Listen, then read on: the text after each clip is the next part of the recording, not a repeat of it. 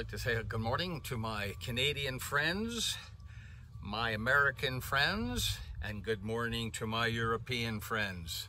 I have all types of viewers here. Well, we are in our third season of actual building, and it's almost 30, well actually it's a little over 30 days ago I posted my last video, which didn't really give you all that much, and I'm sort of here to talk to you again. But first I'd like to point out the fact that I've now got 137 subscribers. In the last 3 months I've picked up, I think, 12 or 13. I'd like to thank them very much for joining my little crusade here of building this 30-foot flat-bottom dory. Now, in my last video, I mentioned that I want to put another layer of glass on the bottom, something heavier than 6 ounce, which I have 2 layers of already. But a couple of friends of mine and a couple of viewers thought it'd be a good idea to beef it up just a little bit more. Since it is a larger boat, it's probably going to weigh in around 3,000 pounds by the time I'm done with it. And I just didn't feel like, I don't know, that security feeling wasn't there. Sorry, here. Whoa, that's sunny and hot again. I just had 3 days of rain here, and I'm just graphing some plants out here today. I tell you, if it doesn't rain, it'll fry you out here. Well, it's not complaining. Anyway, back to the point. So I have 2 layers of 6 ounce glass on here, matte, woven matte, recommended by the designer of the boat, Jeff Spira. May he rest in peace. I just don't feel it's enough. So my last video, I mentioned the fact that I was gonna put something heavier, maybe a 10 ounce. I'm not too sure what's available here. I'll have to go into the local shop and see what's available, because I don't want to put another 6 ounce on there. I just don't feel it'd be worth the expense in resin, epoxy resin, to put another layer of 6. But 10 would be pretty good. I think in my brain, the way I'm thinking, maybe it'd be good. They got 1208 coaxial fiberglass matte. All I need is 26 feet of it. Now, I know there's people out there doing a hell of a bang-up job on their products, on their projects, their products.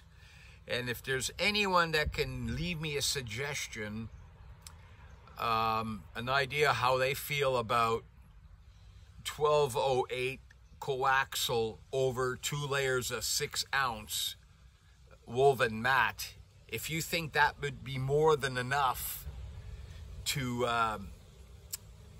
make that security, that little extra thickness, just to feel a little safer, just in case you rub on a rock or something, you know what I mean? So if you have an opinion on that question, please don't hesitate to drop a line. For my new viewers, if you haven't gone through all my videos, you know that I'm not here to tell you how to build a boat by far. I'm just sharing what I am doing and what I have learned. Now, I've done a lot of things here that I shouldn't do. For the sake of argument, we'll call them shortcuts. Like the gray, the purple paint you see on there has failed. You know, that's a $100 hit. I tried Tremclad primer, another $100 hit. Didn't work. It's got to come off. Meanwhile, it's protecting the surface of the boat. Sanding it comes off very easily. I know it's just more work. I understand that. You know what I mean. I thought I'd save a buck. Now, they got products out there for a reason. If you got to save up a little longer, do it. Just don't settle for less. I've made 3 mistakes building this boat.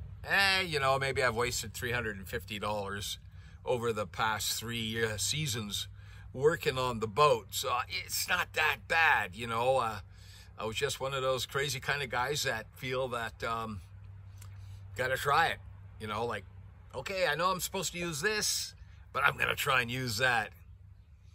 Didn't work out. So anyway, no big deal. No big deal. The bottom has been sanded on the hull of this boat. It's, I don't know, maybe another 20 minutes worth of sanding, you know, certain spots. I'm going to be ready to glass it. The reason why I'm bringing you this video and not a video on fiberglassing or anything else is because what I call life gets in the way. So what that means is in June, I get my months mixed up here. Last month, I wasn't able to purchase any product.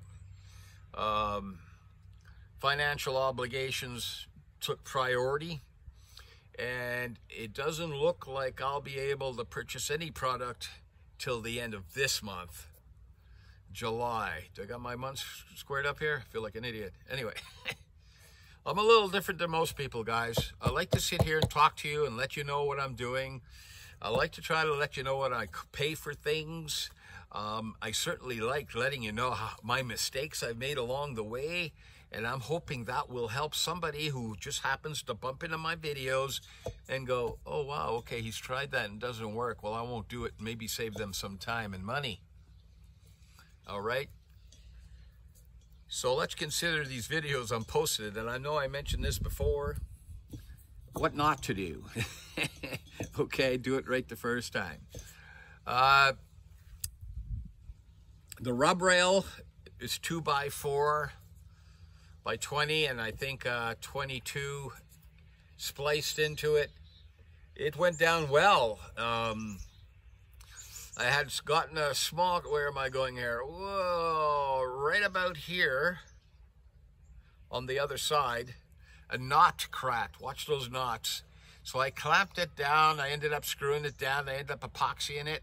And I took a bell sander, which a subscriber, well, I'll call him Mark, generously sent me from Texas, I believe. And I keep on thanking him for that because that machine has saved me so much work. And I'm still using it. I'm on my third belt, Mark. Third belt. Yeah. So I'm doing well. So anyway, yeah. So that went down. I sealed it with 3-inch tape along the rub rail and the hull there. And it's good. So, yeah, unfortunately, this is not going to be a construction video. I have to post something. It's been, like I say, 30 days or so. I want you to know I'm still here. I'm still working on this project. I ain't giving it up. I'm this close. Now, I mentioned also in my last video and a couple of videos down the road that I'd like to try to flip this boat this summer. Well, I'm going to tell you something. I don't know if I'm going to be able to do it or not. I still got to fiberglass the bottom. I got to sand out the fiberglass a bit. Then I'll have to sand the primer down. Then I got to blow another $100, $130 on 3 quarts of primer. I already got the top paint for this, and then I'll have to get some bottom paint. I don't know what that is, $70, $80 a quart. So there's a few more dollars there to spend just to get that going. So I might get that done this year. I may not. Unfortunately, like I say, there's household expenses I have to take care of. Certain things come up and all of a sudden, whoosh, the money's gone, right? So now remember, I started this build when we first hit COVID. I had collected the materials just before they called COVID. So I got a break on the materials, I got a break on the prices, and then, you know, that first year the prices shot right up, and plywood was $100 a sheet for standard plywood, $89 a sheet. Everything was crazy. 2x4s were like $15, $16, $17, $18 a piece. It was just crazy. So I had got 90% of what I needed as far as the wood is concerned. And I was lucky then, or I would have never started the project because I wasn't going to, you know, shell out 14 sheets of 3/4 inch plywood at $100 a piece. I wasn't into it in my mind that much, but I got away with it. I got away with it. So the biggest task then was the fiberglass. So I went in, got a price for fiberglass. Again, I'm looking at $900, $600 for the woven material, 2 layers of 6 ounce over 30 feet. I think I got 2 runs of 30 feet, and I fiberglassed it across the hull. I didn't go lineal down the hull. I went across the hull with the material. So, you know, I dropped 7 pieces altogether right to the front of the hull there. And then I was short 10 feet at one point. I went and bought a little bit more, and I finished the bow on that on the port side, which was, I got 1 layer on. I was short 1 extra layer, so I figured it didn't hurt. I sanded it out good, prepped it, fiberglassed it, and that's the story on my fiberglass job. So, as you know, if you're building a boat, it's all about money. It's nice to have projects. I'm not complaining. I am actually very happy that I started this project, because when it's done and I flip it over, I know that's going to be the most exciting part of this project, is actually getting to see the inside of the hull and actually how big it is. I am so used to looking at it upside down right now, it doesn't look that big anymore. But I'll admit, I have crawled underneath and I sat there and I've looked forward, I looked to the stern, and it looks big. As a matter of fact, I believe one of my posts, I have a video showing the underside of the boat, is, you know, and what I did under there, and which I will explain after I flip it again. Now, talking about flipping it. If it gets too late in the season, and I do get the fiberglass done, and if I get the fiberglassing done, I may not want to flip it this season. And I'm going to tell you why, even though I've been talking, let's flip it. Once it's flipped, the inside of the boat is going to be exposed to the elements. Rain, possibly snow. And you know it snows here because I always video the first good snow of the season, and I throw it up on the net to let you all see what it looks like. So I might have to be due diligence, bite my tongue, and not flip it till next season, just so I make sure I have enough product to waterproof the inside of the boat. Because once it flipped, I have to start waterproofing it, because you got rain here, and you know, rain and wood don't mix. The way I got the bottom laid out, the sooner I can get some waterproofing done in there, the better. So that is obviously another expense. So it may not be done this season. Now, I know I've been harping about flipping it, and I know some of you have been commenting on, hey, yeah, good luck on your flip. I really appreciate all that little encouragement. And, you know, I love hearing from y'all. If you have something to say, I'm starting to talk American now. Y'all, yeah, I watch videos. I think 90% of my downtime in the house is watching videos, and I think 90% of them come out of the United States. Guys working on their boats, southern states, northern states, you know what I mean? Yeah. But anyway, that's good. There's nothing wrong with that. There's nothing wrong with that at all. So,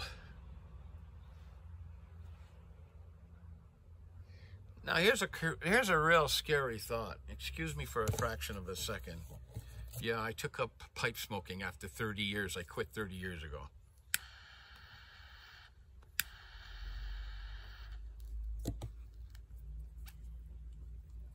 Sorry about that. Yeah, I've been so stressed out lately. I didn't want to start smoking cigarettes. I smoked cigarettes for 16 years. I quit on the patch. 93. In 93, Valentine's Day, I quit smoking cigarettes. Now, I don't smoke cigarettes. Pipe tobacco you don't inhale, but I know it's not the best thing for your health either. But hey, you know what? If you do it right, it's very relaxing.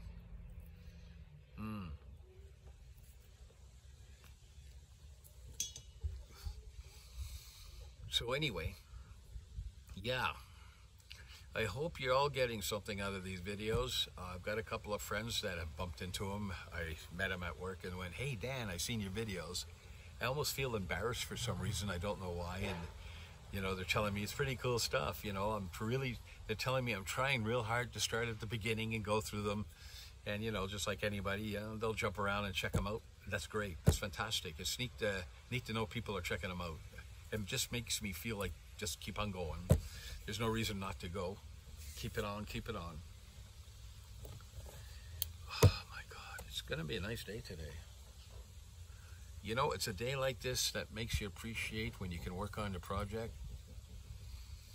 It's not too hot, it's sunny, it's not wet out, and I can't do a damn thing about it.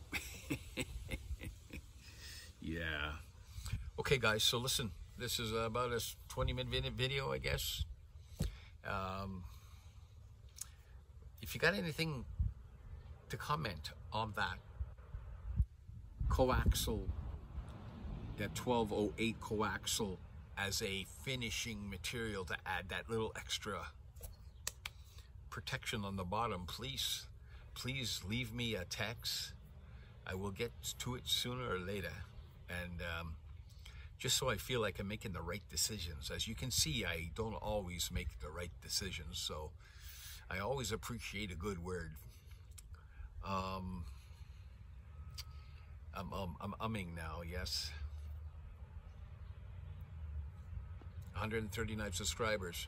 I hope you all just really hang in there with me. I really appreciate it. I try to bring you content at least once a month. I mean, some people do this twice a week, but they're in a different position I'm in. They're in a, they're either videotaping, they're on boats, they're fishing, or they're diving, and they can do that weekly. When you're working on a project, you can only do it when you can. As simple as that. And I'm on a budget. As you all know, that I'm on a CPP pension, and I take a little bit out of that pension, or I save 2 months worth of pension, and I go and buy product. And if something cuts into that, I can't do nothing about it. My hands are tied. But as I said, I'm here. I am not going anywhere. I'm still working on this. Oh yes, I just remembered. The thing about getting your project finished, and what scares me is that I know for a fact I should have, here I go with the should, I'm covering my 20 here. I should have this project done next year. But I'm traveling east next year to see my mother. Yes, she's still around at 87. I'm going down to visit her. I haven't seen her in 5 years, and that's going to probably cut into my budget too. So it's really slicey, right? But you know what scares me here the most is that when this project is done, I'm gonna have to get an outboard motor for this thing. I've been checking around for a 200, which should do the job if I go with a 200. Brand new, you're looking at about 39 grand, everything in, the motor, prop, the hydraulic system, the steering wheel. That's a lot of money, 30 grand. Now if I kind of find a used one, around a 200 or I got a guy checking into it, because since it's a flat bottom boat, I may not need that much power, and it's not a racing boat, so I understand that, but I still want enough power to shoot this across the water if I have to get off the lake fast enough. You know what I mean.